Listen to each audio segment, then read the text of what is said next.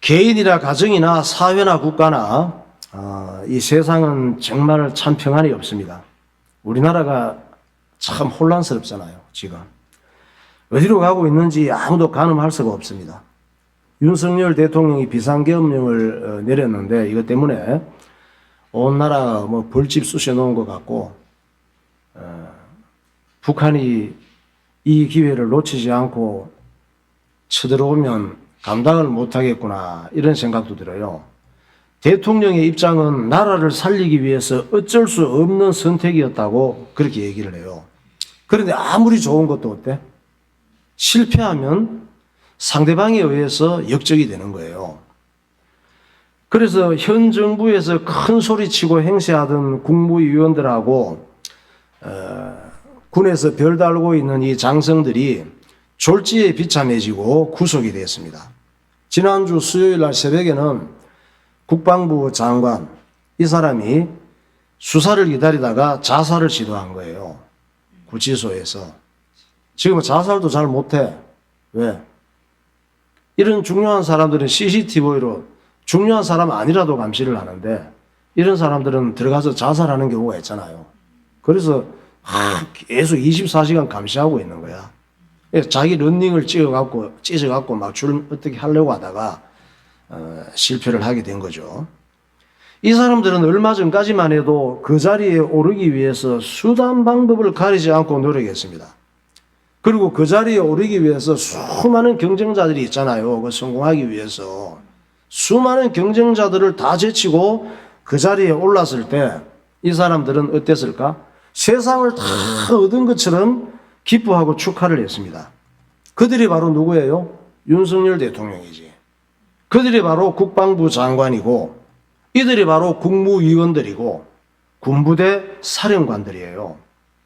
이 사람들은 며칠 전까지만 해도 수많은 정치인들의 부러움이었어. 나도 대통령 하면 국회의원 한번 해봤으면 그리고 군부대 장성들 얼마나 부러움의 대상이었겠습니까? 소령, 중령, 대령 이런 사람들은 나도 별을 하나 지금 달아봤으면 그게 소원이잖아. 거의 별 못 달고 그만두는 사람들이 대부분이란 말이에요. 계엄 관련 그 장성들 한번 봐요. 장군들 별 단 사람들이에요. 이번 계엄 때문에 출석한 사람들이죠. 국회의원들이 뭐 질문하고 이렇게 하는데 저 어깨 보면은 다 별들이 여러 개 달려 있어요. 한 개 달기도 어려운데 저 별 한 개 다는 게 장난이 아니에요. 어떻게 다는지 알아요?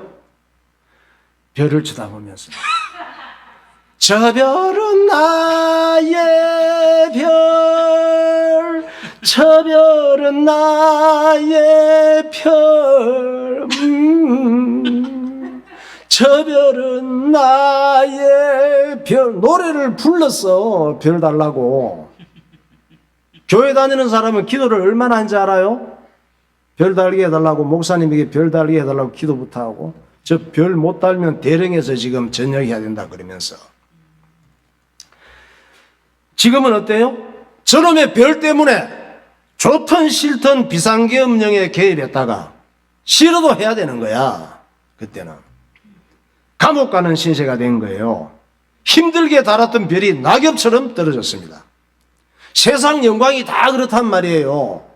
우리가 원하고 바라는 것, 갖기를 원하는 것들이 결론이 다 그렇게 되는 거예요. 그러니까 잘 나가는 사람들 너무 부러워할 거 없어요. 저와 여러분 얼마나 감사해요. 잘 못 나가서 예배드리고 있다니까. 잘 나가는 사람들이 지금 국회나 감옥에 가 있는 거예요. 세상 영광의 허무함을 하나님께서 솔로몬을 통해서 이미 알려주셨잖아요. 지금까지 지구 위에 얼마나 많은 사람들이 살아서 이 지구 위에 수많은 사람들이 살았는데 이들 중에 솔로몬만큼 부귀 영화를 누린 사람이 없어요. 일단 자기 왕비 외에 후비가 700명이야. 좋겠죠, 요원이. 그리고 중동 지역의 여자들 얼마나 대단해. 전부 다 왕족 출신의 공주들이에요. 대부분. 궁녀가 300명이야. 모든 남자들의 로망이잖아. 솔로몬의 경호를 맡은 호위무사들이 몇 명인지 알아요? 12,000명. 모든 왕들의 로망이잖아. 왕들이. 그 당시 지구 위의 모든 왕들과 모든 사람들이 다 솔로몬을 부러워했습니다. 저렇게 한 달만 살아봤, 한 달이 뭐야? 하루만 살아봤으면 그랬다고. 그러나 그렇게 살아본 솔로몬의 고백이 뭐예요? 말도 못하게 피곤하대. 하루도 살 거 없어. 의미도 없더래요. 왕비, 후비, 궁녀가 그렇게 많은데 외롭더래. 슬프고. 그렇게 다 가지고 있는데 손에 잡히는 것이 없더래요. 허무하고 밤에 잠도 깊이 잘 수 없더래. 이런저런 고민할 게 얼마나 많은지 날마다 불면증에 시달렸다고 고백하고 있습니다. 전도서 1장 1절부터 보세요. 다윗의 아들 예루살렘 왕 전도자의 말씀이라. 전도자가 이르되 헛되고 헛되며 헛되고 헛되니 모든 것이 헛되도다. 내가 해 아래에서 행하는 모든 일을 보았노라. 보라, 모두 다 헛되어 바람을 잡으려는 것이로다.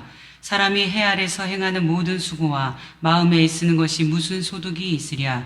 일평생에 근심하며 수고하는 것이 슬픔뿐이라. 그의 마음이 밤에도 쉬지 못하나니 이것도 헛되도다. 많은 것을 가질수록 슬픔과 고민과 밤잠 못 자는 이런 스트레스만 더 많다고 그러잖아요. 솔로몬이 헛되다라고 하는 이 단어, 헛되다고 계속 얘기하고 있잖아요. 이건 무슨 얘기냐면 입김을 의미해요. 입김. 입김 여러분 우리 겨울에 추울 때 이렇게 숨 쉬면 입김 나오잖아요. 뭐 있어요? 입김 나오고 나면? 입김이 계속 나와서 나 따라다녀? 그냥 없어지는 거야. 순식간에. 헛되다 이 단어는 원어가 입김이라는 의미예요. 내 인생이나 내가 길을 쓰고 얻은 것들이 입김처럼 별거 아니라고 하는 걸 고백하는 거예요. 그래서 솔로몬이 그런 건 입김처럼 헛되다고 얘기하고 별것이 뭐냐고요. 그 별것이 아니고 별것이 뭔지를 얘기하는 거예요. 솔로몬이 내린 결론이야. 뭐가 별건지. 하나님께서 깨닫게 하신 거예요. 뭐가 별건지. 그게 별게 뭐예요? 하나님께서 내게 주신 거 있잖아. 내게 주신 걸 갖고 감사하며 사는 것이 별거래. 그리고 예배 드리면서 주의 일하면서 기뻐하는 것이 별거래요. 그보다 더 나은 게 없대. 그게 하나님의 선물이래. 솔로몬은 하나님 은혜를 주시니까 그걸 깨달은 거예요. 띵한 것들은 아무리 그래도 못 깨달아. 재벌들 있잖아.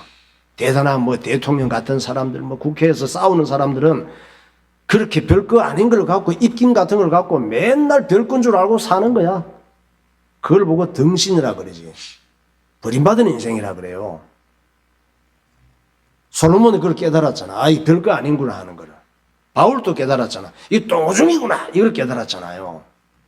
그걸 계속 똥오줌을 주물럭거리고 뭐 별건 줄 알고 사는 사람들 참 불쌍하게 짝이 없죠. 솔로몬이 그러잖아. 세상 욕심을 갖고 살지 말고 하나님의 뜻을 따라 사는 게 제일 잘 사는 거라 그러잖아요. 예. 전도서 3장 12절에 말씀합니다. 사람들이 사는 동안에 기뻐하며 선을 행하는 것보다 더 나은 것이 없는 줄을 내가 알았고 사람마다 먹고 마시는 것과 수고함으로 낙을 누리는 그것이 하나님의 선물인 줄도 또한 알았도다. 이 세상이나 세상에 있는 것들을 사랑하지 말라.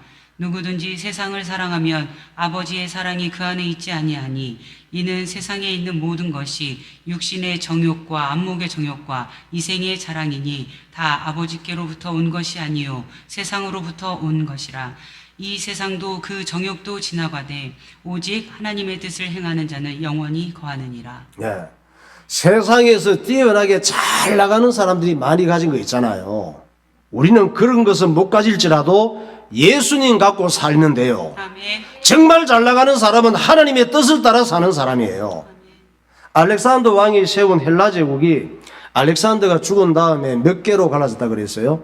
4개의 나라로 갈라졌다 그랬죠. 4명의 부하 장군들이 나눠 먹은 거예요. 이 4명의 부하 장군들이 그 시대의 어떤 제일 잘 나가는 사람들이야. 4명의 장군들이.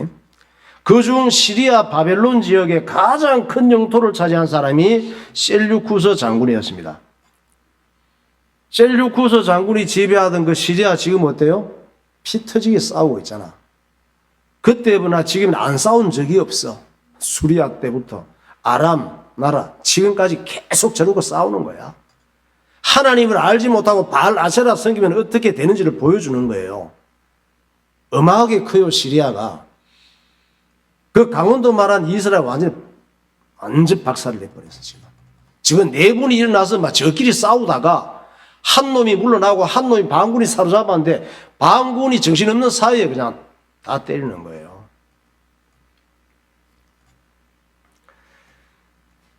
셀루쿠스 왕조가 한번 봐요. 지금 싸우고 있는 시리아지요. 저 갈색이 있죠? 저 셀루쿠스 장군이 지배했던 땅입니다. 거기에 시리아도 들어가 있고 이스라엘도 그 당시에 지배국이고 굉장한 영토였어요. 저 왕조가 예루살렘까지 식민지로 지배했는데 저 왕들 중에서 셀루쿠스 왕들 중에서 예루살렘 성전과 유대인들을 가장 예루살렘 성전을 더럽히고 또 제사장들과 예루살렘 사람들을 핍박한 왕이 누구라고? 안티오쿠스 4세라 그랬죠. 그때 유대인들이 안티오쿠스 4세에 대해서 이렇게 무력항쟁이 독립투쟁이 마카비 혁명이란 말이에요. 오합 지졸 같은 이 유대군인 3천여 명이 안티오쿠스 왕의 정예군 3만 5천여 명을 곳곳에서 물리쳐. 이건 이론적으로 계산적으로 말이 안 되는 거예요. 안티오쿠스 4세는 그렇게 핍박하고 난 다음에 3년 있다가 열받아서 죽었어. 열받아 죽지 않겠어? 이 전쟁에 마카비 전쟁에 큰 힘이 된 단체가 무슨 파가 있었어요? 하시딘 파가 있었다 그랬지. 하시딘 파가 나중에 마카비 혁명이 성공하고 나서 두 개로 나누어져요. 그게 누구? 바리새파하고 사두개파하고. 바리새파 사람들을 보고 바리새인이라 그러고 사두개파 사람을 보고 사두개인이라 그래요.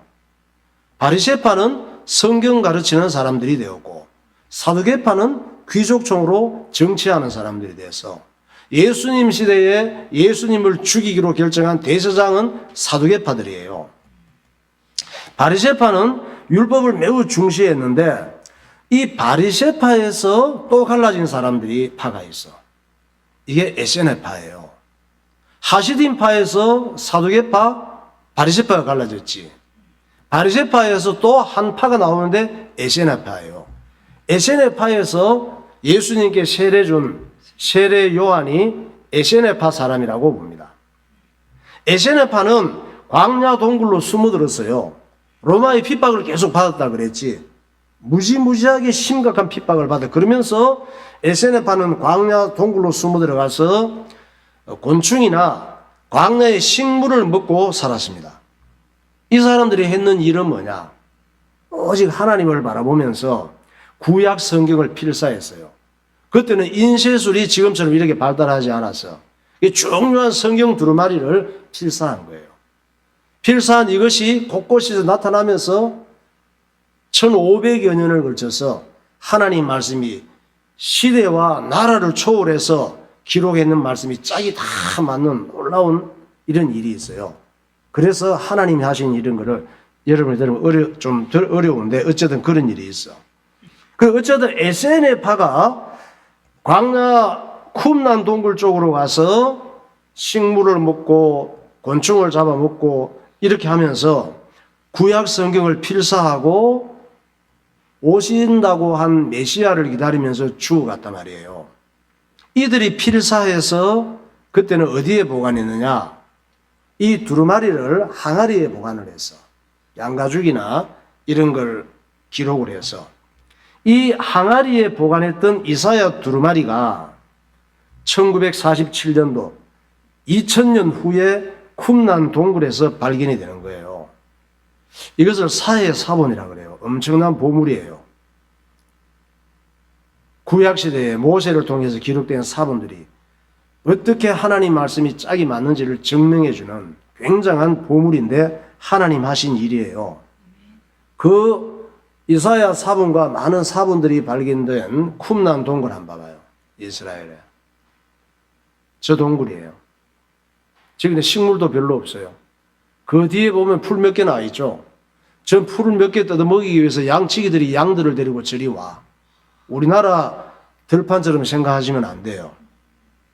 저 동굴 주변에서 이사야 성경뿐 아니라 많은 성경 두루마리 사본들이 발견이 되는데 이걸 누가 에세네파가 저기에 거주하면서 하나님의 말씀을 사본이 많이 필요하잖아요. 여러 사람이 보려면은. 근데 인쇄술이 안 발달해 손으로 전부 써갖고 전달을 해야 되는 거거든. 그 역할을 저기서 했단 말이에요. 그러면 저 동네에는 동굴이 되게 많아. 저 동굴에 사본이 있는 걸 어떻게 알아?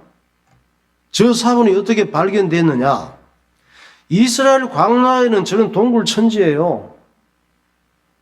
이 물이 흘러가다가도 저기 쓸려 내려가면 공기가 들어가면서 굴이 돼버려. 돌이 돼. 우리나라에도 뭐 이런저런 동굴이 있잖아요. 그 정도가 아니고 저런 흙이 우리나라하고 달라. 삽으로 파고 괭이로 뚫을 수 있는데 그걸 파면 집이 돼버려. 공기가 들어가면서 돌이 돼버린다니까. 그 안에 들어가 살 수가 있는 그런 동굴들이 많아요. 자연 동굴도 많아. 이런저런 크고 작은 동굴들이. 근데 이사야 성경 사본이 아까 본 그 동굴에서 나왔거든. 그 동굴이 보관되어 있었는데 어떻게 그 동굴에 있는 것을 발견하게 된 거냐. 1947년 어느 날 양치기 소년이 양을 데리고 저 동굴 주변에 있는 풀을 뜯기기 위해서 양치기를 하러 간 거예요. 근데 가니까 애들이 뭐 주변에 양들이 뜯어먹고 왔다 갔다 하고 있는데 심심하잖아. 애들이 또 가만히 있습니까? 뭘 놀지. 저 동굴에다가 이제 돌을 던져서 꼬린을 시켜보려고 심심하니까 딴 게 뭐 놀 게 있어? 그 동굴이 있으니까 이렇게 돌을 던져보는 거지. 던지니까 처음에 던진 이 돌들은 빗나갔어. 그 다음에 좀 더 큰 돌들을 던졌는데 아니 돌이 들어가더니 한 개가 꼴이 난 거예요. 꼴이 나는데 뭔가 쨍그랑 소리가 나는 거야. 속에서. 뭐지? 너무 궁금해. 왜 궁금했을까? 궁금한 이유가 있어요. 이스라엘은 옛날부터 전쟁이 많았어. 지금 계속 전쟁 얘기하고 있잖아. 전쟁이 많았는데 전쟁이 많으면 어떻게 돼요? 피난 가야 되잖아. 피난 가는 일이 많았는데 그래서 피난 갈 때는 돌아올 생각을 하잖아요. 피난 갈 때 안 돌아올 생각하고 그냥 피난 가나? 돌아올 생각을 하잖아. 집으로 돌아올 생각을 하잖아. 돌아올 생각을 하는데 피난 갈 때 귀중품들, 돈이나 자기 값 나가는 건 전부 다 놓고 가야 될 거 아니에요. 어떻게 될지 모르니까. 그래서 이런 것을 항아리에다가 돈이나 폐물, 금괴 같은 것을 넣어서 밭에 묻어두거나 자기만 아는 동굴에 숨겨놓는 일이 많았단 말이에요. 그러니까 쨍그랑 소리가 나니까 지금 누군가 저 동굴에다가 귀중품이나 돈이나 보물 숨겨놓은 게 아닌가 이런 생각이 든 거지. 그래서 낑낑거리고 올라가 봤죠. 들어가 보니까 금괴가 있는 것이 아니고 항아리가 있는데 여러 개가 있는데 거기 보니까 오래된 두루마리가 7개의 항아리 속에 들어있는 거예요. 영상 봐봐요. 사에 사본이 들어있던 항아리. 저렇게 박물관에 그 동굴 속에 있던 항아리의 모습을 저렇게 재현해 놓은 거예요. 저렇게 있었던 거야. 그래서 얘들이 혹시 몰라서 이게 오래된 혹시나 돈 되는 것일 수도 있잖아. 그래서 이걸 갖고 두루마리를 꺼내서 동네로 갔다 어디로 골동품상으로 똑똑하긴 해요 애들이. 골동품상 이렇게 갖고 갔잖아. 근데 골동품상 아저씨가 보더니 별거 아니라는 거야. 별거 아니라고 그러면서 돈은 또 왜 줘? 빵 사 먹을 돈을 준 거예요. 지금으로 보면 애들 몇 명 되니까 한 5만 원 주지 않았나 싶어. 그리고 애들 가고 나서는 자기는 골동품 아저씨는 이 보니까 예사로운 물건이 아닌 것 같아. 그래서 예루살렘에 있는 랍비들에게 이제 연락을 하게 된 거예요. 전화 있고 그런 건 아니야. 누 사람을 보냈겠지. 여기 동굴에서 이런 두루마리가 발견됐다고. 그러니까 예루살렘의 랍비들은 이 유물들이 굉장히 중요하거든. 성경을 필사한 게 굉장히 중요하단 말이에요. 세계적인 자료야 우리 인류사에 있어서.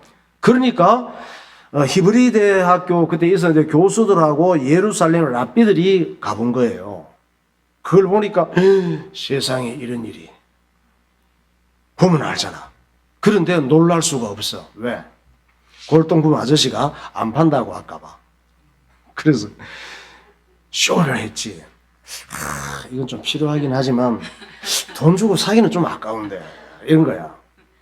그러니까 골동품 아저씨가 내가 애들한테 지금 빵값도 주고 했는데 저거 어떡하지? 그러면서 얘기를 했어요. 나도 양치기 애들한테 산 거예요. 잘 보시고 필요한 거면 적당히 주고 가져가세요. 이런 거야. 그러니까 랍비가 아싸! 속으로. 그리고 얼마 드리면 돼요? 그랬지. 그랬더니 그래서 한 300달러만 주시든가 뭐 이런 식으로 얘기를 했어요. 그래서 이거 바가지 쓰는 것 같은데 하면서 300달러 주고 받아온 거예요. 달러로 이제 환산할 때. 그러니까 에세네파가 바리새파에서 갈라져 나온 것도 하나님의 섭리가 있는 거예요. 바리새파에서 에세네파가 갈라져 나왔잖아. 그러면 우연히 자기들이 뜻이 안 맞아서 나온 거예요. 뜻이 안 맞아서 나와도 하나님께서 섭리 가운데 귀하게 쓰시는 거예요. 또 바리새파나 에세네파나 서로 하나님의 말씀을 더 잘 순종하겠다고 율법을 지키겠다고 하는 단체들이잖아요. 그래서 이 바리새파는 예루살렘 성전으로 들어가서 하나님 말씀을 가르치는 지도자들이 된 거예요. 그리고 에세네파는 쿰난 동굴에 숨어 살면서 사회 사본을 남기는 놀라운 도구가 되었던 거예요. 오늘 저와 여러분들도 이렇게 예배드리고 힘없이 살아가는 것 같지만 하나님의 말씀이 성취되는 중요한 일에 쓰임받고 있는 줄 믿으시기 바랍니다. 자기들은 자기들이 하는 일이 이렇게 귀하게 쓰임받을 줄은 몰랐거든. 그 사람들은.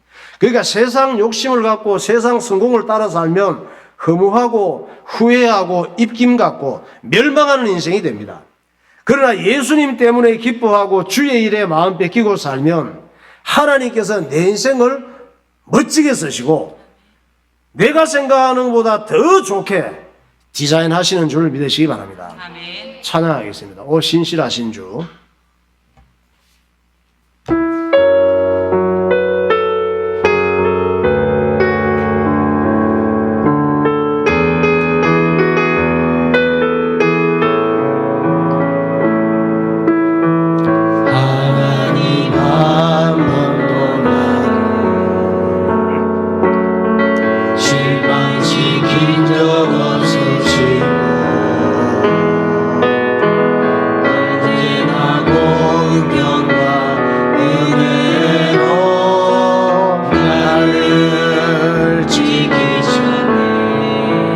신실하신 주, 오 신실하신 주, 오 신실하신 주, 내 너를 떠나지도 않으리라, 내 너를 버리지도 않으리라. 약속하셨던 주님, 그 약속을 지키사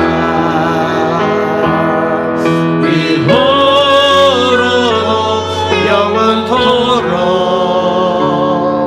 나를 지키시리라 확신하네. 지나온 모든 세월들, 지나온 모든 세월들 돌아보아도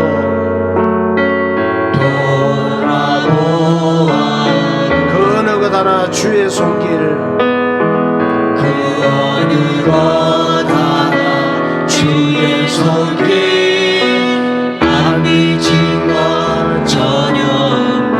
아멘. 오 신실하신 주, 오 신실하신 주,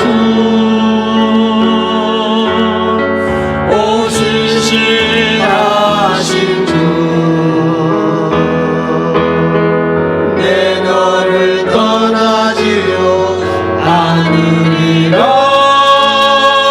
내 너를 버리지요 않으리라. 약속하셨던 주님, 그 영원토록 이토로도 영원토록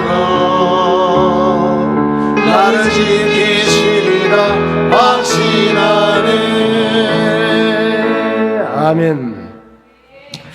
자, 저와 여러분들은 어떤 사람들이에요? 하나님께서는 이 타락한 아담의 후손들이에요, 우리가. 그래서 우리는 모두 죄인이라고 말씀하십니다. 그리고 기분 나쁘지만 우리의 영적 신분은 마귀의 자녀라고 하십니다. 예수 믿지 않는 사람들은. 또 우리의 삶의 방식은 어떻게 살아가요? 마귀의 욕심을 살아간다고 말씀합니다. 여러분 입장은 어때요? 이 말씀이 맞는 것 같아요? 틀린 것 같아요? 죄인이라고 해서 기분 나빠요? 아닌 것 같아요? 마귀 욕심을 갖고 살아가는 거 아닌 것 같아요?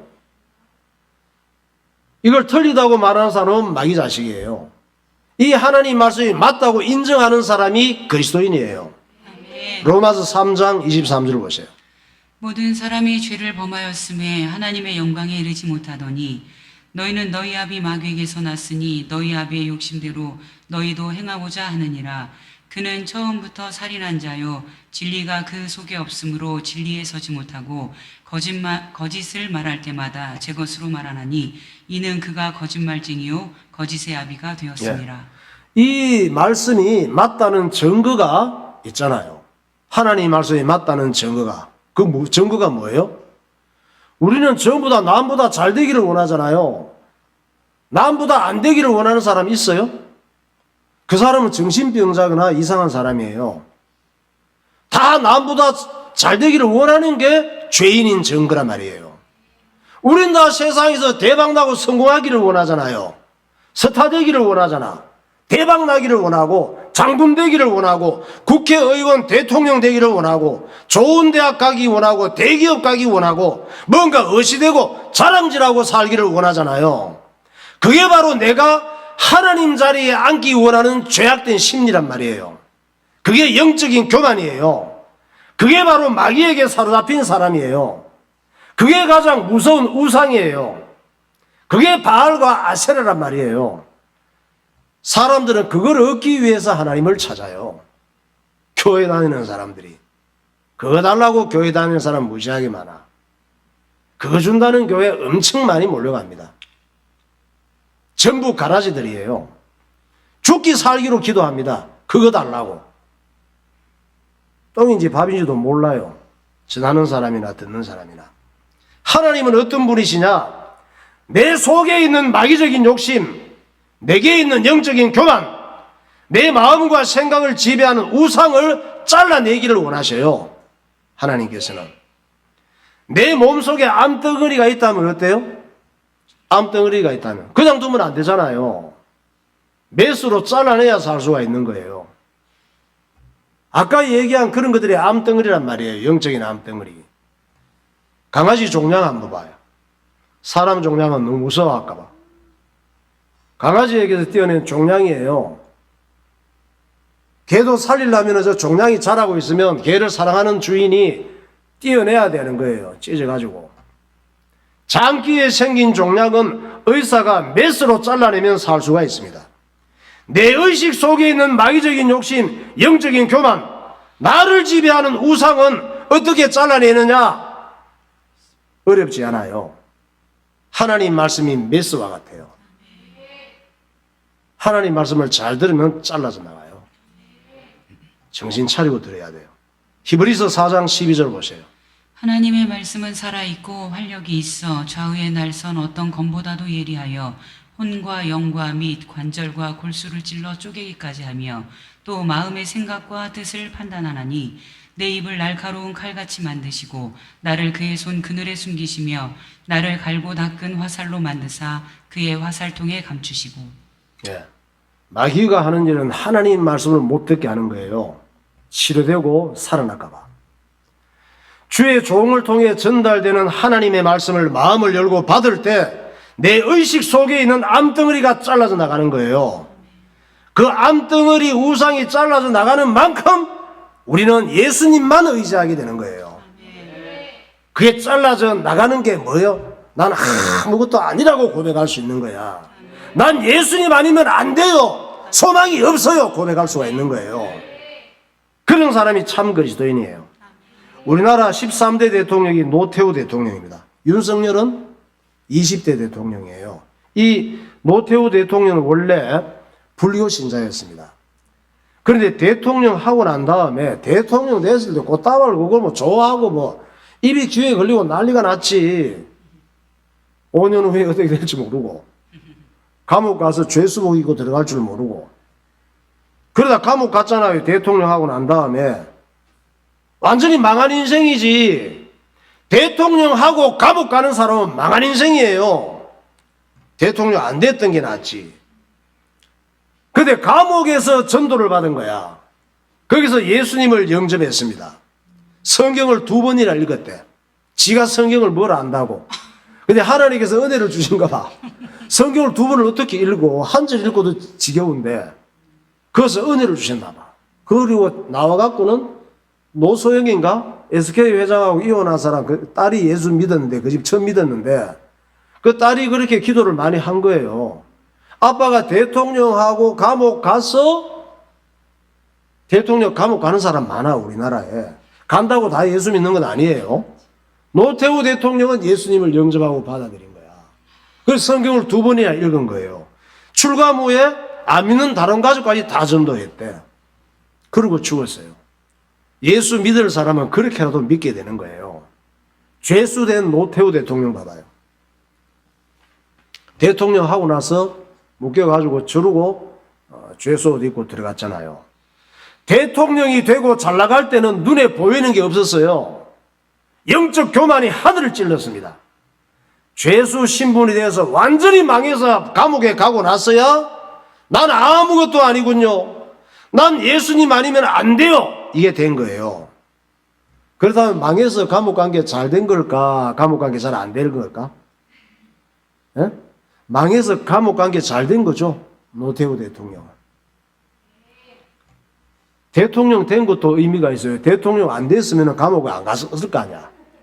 대통령이 돼서 감옥 갔으니까. 감옥에 안 갔으면 주님을 영접 안 했을 거 아니에요. 복음을 듣겠어? 쓰리스타 포스타 돼가지고 잘 나가는데. 본문에 이스라엘 민족도 이웃나라 미디안의 침략을 받고 완전히 망한 거예요. 이스라엘 민족이. 어떻게 망해요? 재산도 뺏기고 땅도 뺏기고 집도 뺏기고 아내도 뺏기고 자식도 뺏기고 다 뺏겼어. 몇 년간? 7년 동안 고생을 했어요. 그리고 광야로 피난 가서 여기저기 동굴로 숨어 다니면서 살았습니다. 도망가다 보니까 어디까지 갔다고? 지금 가자지구. 그 가사라고 성경에 나와. 가자지구야. 거기는 더 도망갈 데가 없어. 밑에는 이집트, 또 더 가면 지중해, 바다. 가사까지 도망을 간 거예요. 사사기 6장 1절 보세요. 이스라엘 자손이 또 여호와의 목전에 악을 행하였으므로 여호와께서 7년 동안 그들을 미디안의 손에 넘겨주시니 미디안의 손이 이스라엘을 이긴지라. 이스라엘 자손이 미디안으로 말미암아 산에서 웅덩이와 굴과 산성을 자기들을 위하여 만들었으며 진을 치고 가사에 이르도록 토지 소산을 멸하여 이스라엘 가운데에 먹을 것을 남겨두지 아니하며 양이나 소나 나귀도 남기지 아니하니. 네. 이스라엘 민족을 이렇게 망하게 만드신 분이 누구라 그랬어요? 하나님이라 그랬잖아. 그렇게 되고 나니까 이스라엘 민족들이 부르짖기 시작하는 거야. 하나님, 난 아무것도 아니군요. 제발 살려주세요. 부르짖는 거야. 사사기 6장 6절. 이스라엘이 미디안으로 말미암아 궁핍함이 심한지라. 이에 이스라엘 자손이 여호와께 부르짖었더라. 이스라엘 자손이 미디안으로 말미암아 여호와께 부르짖었으므로. 이때 여호와의 사자가 이 기도를 한 게 저그들이 똑똑해서 기도했어요. 하나님 기도 안 할 수 없도록 만드신 거야. 그러니까 여호와의 사자가 이 겁 많고 못나고 무능한 기도원에게 나타난 거예요. 기도원은 딴 사람보다 겁이 좀 더 많았어. 감옥 같은 곳에 숨어서 타작했어. 그러니까 포도주 털이 숨어가지고 그냥 누가 오면 빨리 도망갈 준비를 하고 타작이 말이 타작이지 밀 이삭을 앉아서 손으로 이렇게 비비고 까고 있는 타작이야. 밖에 나가지도 못하고. 밖에서 부시럭 소리만 나도 경기를 해요. 왜? 미디안군이 왔을까봐. 미디안군에게 하도 피해를 많이 입다 보니까 피해의식에 완전히 찌들었습니다. 우리도 영적인 문제가 많이 피해의식에 찌들어가지고 또 자존심, 자존감조차 사라진 지 오래예요. 사람도 자존심, 자존감 나오면 요만한 소리도 못 들어. 근데 여호와의 사자가 쭈그리고 숨어서 미리 살피고 있는 기도원에게 오더니 뭐라고 해요? 세상에 큰 용사요. 그런 게 이 병신 같은 놈아 그래야 정상인데 이 밥이 겁쟁이 아이 쪼다 이래야 정상이잖아. 근데 큰 용사요 이러시는 거야. 그래서 기도원이 자기 옆에 무슨 큰 용사 장군이 있나 해가지고 살펴봤지. 그랬더니 아무도 없는 거야. 그래서 물어봐. 저한테 말씀하시는 거예요? 그랬더니 너 이러는 거야. 사사기 6장 11절. 여호와의 사자가 아비에셀 사람 요아스에게 속한 오브리에 이르러 상수리 나무 아래에 앉으니라. 마침 요아스의 아들 기드온이 미디안 사람에게 알리지 아니하려 하여 밀을 포도주 틀에서 타작하더니 여호와의 사자가 기드온에게 나타나 이르되 큰 용사여 여호와께서 너와 함께 계시도다 하매. 예. 이제 무슨 얘기냐면 지금 기드온이 큰 용사에 이렇게 얘기하는데 아니 나한테 무슨 용사라고 하세요? 농담하세요? 우리 민족을 이렇게 짓밟아 놓고 하나님이 여호와께서 우리 민족을 미디안에게 넘겨줬잖아요. 하나님이 우리를 버리셨잖아요. 지금 막 따지는 거야. 여호와의 사자에게. 하나님께서 우리를 이렇게 버리지 않았다면 어떻게 우리 민족이 이렇게 비참한 일이 일어납니까? 우리 꼴 좀 보세요. 이게 지금 사람 사는 겁니까? 이러고 따지는 거야. 기도원이 기다렸다는 듯이 하나님께 따지고 원망하고 불평을 쏟아내는 거예요. 사람은 이래. 지가 망할 짓 하고 우상 섬긴 것은 생각 안 하고 내가 교회 다니는데 기도하는데 왜 이런 일이 생기냐? 그게 하나님의 은혜고 사랑인 줄 모르고 모든 책임은 하나님께 있다고 원망하는 거예요. 모든 잘못은 하나님이래. 기도는 하나님이 함께 하신다면 왜 내게 우리나라에 우리 민족에 이런 일이 일어납니까? 따지는 거예요. 우리가 그렇잖아. 지가 있는 망할 행동을 생각 안 하고 다 이 기도원이에요. 우리가. 하나님께서 왜 그런 일을 일어나게 하셨을까? 내 속에 있는 마귀 욕심, 영적인 교만, 내 의식 속에 있는 종양 같은 우상을 잘라내시려고 그런 일을 허락하신 거예요. 그런 상황에서 뒤지도록 고생하고 나니까 몸도 마음도 다 물같이 녹아서 하나님께만 살 길이 있구나 이걸 깨달은 거예요. 하나님께서는 하나님의 사랑하는 사람들을 그렇게 낮추신 다음에 다시 그들과 함께 하셔서 큰 용사로 만들어 가시는 거예요. 사사기 6장 14절 보시죠. 여호와께서 그를 향하여 이르시되 너는 가서 이 너의 힘으로 이스라엘을 미디안의 손에서 구원하라. 내가 너를 보낸 것이 아니냐 하시니라. 그러나 기드온이 그에게 대답하되 오 주여 내가 무엇으로 이스라엘을 구원하리이까? 보소서 나의 집은 므낫세 중에 극히 약하고 나는 내 아버지 집에서 가장 작은 자니이다 하니 여호와께서 그에게 이르시되 내가 반드시 너와 함께 하리니 내가 미디안 사람 치기를 한 사람을 치듯 하리라 하시니라. 어마어마하게 죽을 지경이 되니까 어떻게 됐어요? 내가 어떻게 합니까? 난 못해요. 이렇게 됐잖아. 그러니까 무슨 일이 안 되고 꼬이고 뒤로 넘어졌는데도 코가 깨지고 죽을 지경이 되는 것도 하나님이 함께 하시는 거예요. 또 내 생각, 내 계산, 내 경험으로는 도저히 안 되는 일이 기적처럼 되는 것도 하나님이 함께 하시는 거예요. 그러니까 예수 믿고 구원받은 하나님 백성들은 그저 살든지 죽든지 내 인생의 주인은 예수님이시다 생각하고 살면 돼요. 그저 예배 잘 드리고 기쁜 마음으로 주의 일 하면서 사는 것이 가장 잘 사는 인생인 줄 믿으시기 바랍니다. 네, 기도하겠습니다. 이 세상에서는 누구든지 불안과 혼란에서 자유로울 수 있는 사람은 없습니다. 아무리 어깨에 많은 별을 달고 최고 권력자가 되고 국회에 입성해도 참 평안은 없습니다. 하나님께서는 솔로몬을 통해 세상의 부귀영화는 입김처럼 허무한 것이며 인생을 더욱 피곤하게 하는 것이라고 알려주십니다. 제국의 왕들은 저마다 신처럼 행세했지만 어느 날 안개처럼 사라져갔습니다. 하나님께서는 무능하게 쫓기며 힘없이 짓밟히는 자들을 통하여 예언된 말씀을 성취해 가십니다. 대단한 경쟁력을 갖고 세상 성공을 따라 살면 마귀의 먹이가 됩니다. 그러나 예수님 때문에 기뻐하고 주의 일에 마음 뺏기고 살면 하나님께서 함께 하시는 결과가 옵니다. 하나님께서는 그의 백성들 속에 있는 마귀적 욕심과 영적인 교만과 우상적 요소들을 잘라내기를 원하십니다. 그것들이 잘라내지는 만큼 우리는 예수님만 의지하는 겸손한 자가 됩니다. 기도는 답답하기 짝이 없는 우리의 모습을 보여줍니다. 하나님 아버지, 어떤 상황 속에서도 하나님이 함께 하신다는 믿음을 주시옵소서. 통성으로 기도하겠습니다. 할렐루야. 거룩하신 하나님 아버지, 은혜와 사랑을 감사합니다. 오늘도 주님께서 우리에게 큰 은혜를 허락하여 주셔서 우리 인생의 지나온 날들을 돌아볼 때에 좋은 것도 하나님의 은혜며 힘든 것도 하나님의 은혜며 잘 되는 것도 안 되는 것도 병드는 것도 가난한 것도 하나님의 함께 하시는 은혜임을 기억하게 하셔서 어떤 상황 속에서도 주님이 아니면 안 된다는 참 믿음의 주의 백성들이 되게 하여 주시옵소서.